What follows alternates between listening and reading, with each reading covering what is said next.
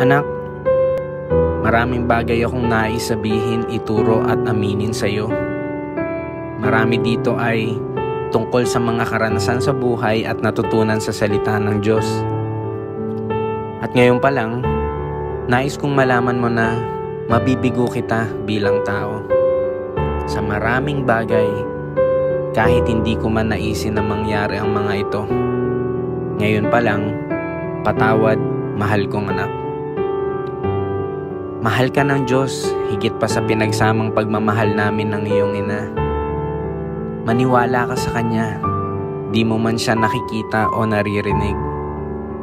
Ang Kanyang salita ay buhay at nagbibigay ng buhay na walang hanggan.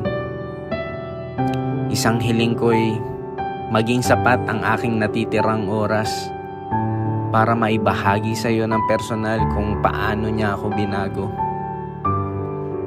Panginoon, gabayan niyo po ang aking anak at gamitin niyo ako para iparamdam sa kanya ang tunay na pag-ibig. Pag-ibig na magpapatunay na kayo ay totoo. Sapagkat sa iyo, Panginoong Diyos, nanggagaling ang lahat ng kaya kong ibigay.